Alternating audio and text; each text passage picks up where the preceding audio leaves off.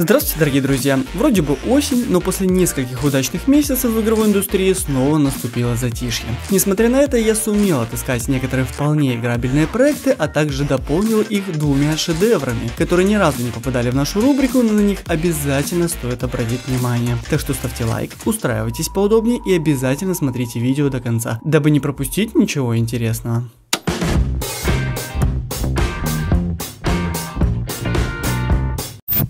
Ну а если вы всегда мечтали научиться играть в покер, то я рекомендую начать с Академии покера. Этот YouTube канал подойдет как новичкам, так и тем, кто уже разбирается. Достойный проект имеет множество действительно полезных обучающих материалов. Подписывайтесь на Академию покера, нужные ссылки я оставил в описании. Наконец-таки состоялся официальный мобильный релиз долгожданной и гиперпопулярной в свое время Lineage 2, которая составляла жесточайшую конкуренцию ближайшему оппоненту в лице World of Warcraft. Игра уже довольно долго допиливается на iOS платформе, но только сейчас появилась в русском App Store. Говорить много не буду. Шикарная MMORPG имеет потрясающую для своего жанра графику, забитые до отказа живыми игроками сервера, открытый мир, кланы, PvP и PvE бои и даже полноценные осады с численностью до 50 игроков за каждую сторону. Блин, разработчики даже интегрировали сюжетную линию и смогли ее неплохо преподнести. Готовьтесь погрузиться в смартфон с головой до тех пор, пока не сядет аккумулятор даже на Powerbank. Разумеется, можно прокачивать и приобретать шмот полностью бесплатно, а можно заплатить денежку и получить топовый S-Grade. И пожалуйста, не проецируйте этот проект на настольную, true версию. Это самостоятельная мобильная игра во вселенной Lineage, но это ни в коем случае не порт ПК проекта. Ох уж не знаю, наберется ли игр для второй подборки, в которой будут только проекты, построенные с применением дополненной реальности. А поэтому спешу рассказать про свежий релиз Shadows Remain. Это настоящий триллер в мире AR. По сути, игрушку можно было сделать и без этих маркетинговых ноу-хау, потому что вращение комнат с масштабированием не такая уж и сложная задача. В мире Shadows Remain приходится скакать вокруг макета комнат. Игрушка в жанре простенького пазла. Сюжетка есть, но она на английском. Зачастую будем искать нужные предметы, а затем лицезреть кат-сцены с применением различных букв, якобы для того, чтобы наложить в штаны. Графика, саундтрек и общая атмосфера не подкачали. Концепция очень и очень интересна, и разработчикам определенно стоит двигаться в этом направлении. Легендарную компьютерную игру PSD спортировали на мобильные платформы. Для тех, кто не в курсе и пропустил сей шедевр, вы будете играть за жнеца и его дружков, работающих на корпорацию Апокалипсис. В обязанности входит распределение людей в рай или ад, хотя тут есть и чистилище, и еще некоторые места. Тут нужна концентрация, внимательность и скорость принятия решения. С каждым днем задача будет усложняться, а преемники сатаны будут все лучше и лучше маскироваться. А еще вас ждут катастрофы, события и тематические дни, которые разнообразят геймплей. Графика простенькая, 8-битная, но тут весь интерес именно в игровом процессе. Пройти все уровни с рейтингом А+, будет очень сложно, но вероятно интересно. Игрушка платная, но это действительно того стоит. В целом очень напоминает игру Papers, Please. Следующий. Ваши документы. Слава Ростовске. 360 Maze — это свежий и довольно оригинальный платформер, в котором необходимо метко запускать зеленые шарики, собирая кристаллы, а затем закончить уровень, попадая в специальный портал. В чем сложность? Во-первых, скорость вращения шарика по окружности всегда разная. Во-вторых, сама платформа в центре постоянно вращается. В-третьих, количество попыток строго ограничено, да и времени прицелиться немного. Шарик может пройти лишь определенное количество кругов, прежде чем вы проиграете или успешно закончите уровень. А еще на платформе встречаются шипы, что в совокупности с необходимостью постоянно прогнозировать траекторию полета и работая на упреждение делает проект увлекательным, затягивающим и довольно хардкорным. Собрать все 3 кристалла не такая уж и простая задача. Игрушка бесплатная, музыка энергичная и ненавязчивая. Только вот уровней маловато, всего 25. Но разработчики обещают исправиться.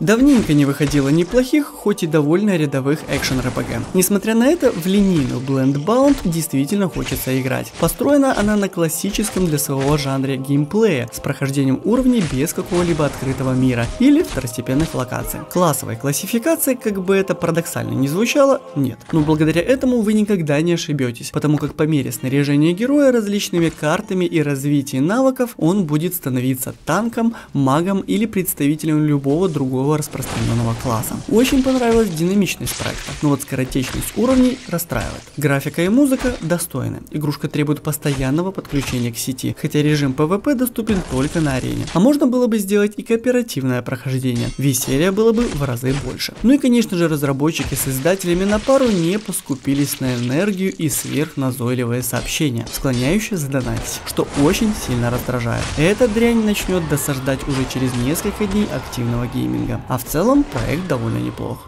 Кто не успел прочувствовать всю боль игры Flappy Bird, может бесплатно поиграть в аналогичный, но куда более проработанный проект Flap. Действие будет разворачиваться в трехмерном пространстве, а основной упор в плане хардкорности сделан на динамические препятствия, то и дело возникающее в самый неподходящий момент. Размяться, убить несколько минут жизни и посоревноваться с другом самое то. Кристаллы собираются для того, чтобы открыть других персонажей, от которых по сути ни холодно, ни жарко. Исследователь Дюк Дашингтон после начавшегося коллапса решил спасти все сокровища. Ремастеринг, в отличие от оригинала, стал бесплатным. Сеттинг довольно оригинальный. Нам дается 10 секунд, чтобы проходить каждую локацию, напичканную кучей статических преград и динамических опасностей. Главный герой может прыгать и отталкиваться от препятствий к препятствию, что является спецификой, под которую заточен геймплей. Игровая кампания с простенькими сюжетными вставками распростерлась по 4 главам по 30 уровней в каждой. Графика пиксельная, но в такого рода проектах до нее нету дела, ведь взгляд фокусируется сугубо на геймплее. Игрушка с рекламой, которая отключается или за денежку, или деактивация активного интернет-соединения. Для Android ремастеред версию еще не запилили, а в описании оставлю ссылку на предыдущую, не менее достойную часть. Мир Wonder Worlds меня привлек своей графикой. Столь красочного и сказочного путешествия я, да и вы наверняка давно не видели. Игрушка в основном ориентирована на младшее поколение геймеров. И знаете, это довольно большая редкость. Тут есть и длинное сюжетное путешествие, и головоломки, и даже экшен. Совсем чуть-чуть. Самое главное, здесь можно проявить фантазию. Тот, кто помладше, сможет разукрасить виртуальный дом или выполнить какое-нибудь задание из тотема. Кто постарше, сможет сделать собственные уровни, используя штатный конструктор, но за бандл придется доплатить. Проект оригинальный и самобытный, и он точно не должен оставаться незамеченным, потому как по-настоящему добрых игр на мобильных платформах выходит не так уж и много. Разработчики этой игрушки рекомендуют каждые 40 минут делать перерыв. И знаете, ставьте будильник, ибо пропустить паузу можно на раз-два. Самой крутой мобильной гонкой я считаю Real Racing 3, но есть один недостаток, там нету дрифта. Так вот, Car X Drifting это то же самое, только в мире дрифта и заезда в Time Attack. Даже иконку разработчики сделали похожей. Вот плагиатчики. В игре столько всего, что можно снять отдельный обзор. Основа 4 типа гонки: дрифт, тайм-атак, сетевая и тренировки.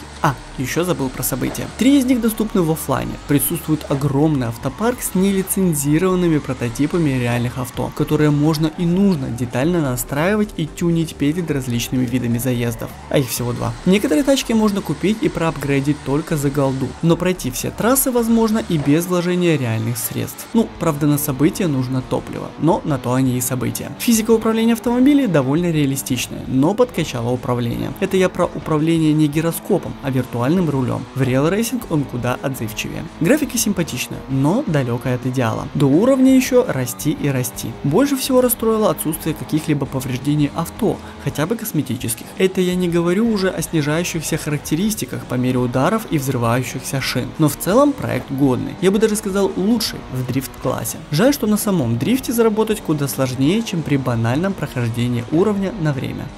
Игра на выживание. Заманчиво? Если честно, то нет. Приелось. Но вот в этом проекте прикручен онлайн, и это совсем другое дело. Эдакий Clash of Clans в мире зомби. Геймплей основан на сборке всего и вся. Крафтинге, прокачке персонажа и, конечно же, выживание. Дальше изучение окрестностей, открытие новых территорий, ну и, разумеется, кооперация с другими игроками в кланы. Если бы не онлайн составляющая, получилась бы классическая постапокалиптическая RPG на выживание. А так, есть изюминка. Есть возможность купить монеты, редкое оружие и различные наборы. Но это все для слабаков. Хардкорщики, залипающие подолгу, в этом не нуждаются.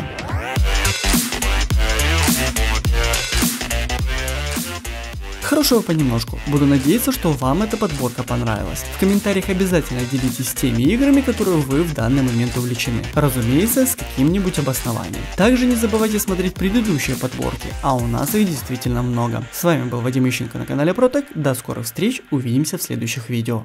Пока-пока.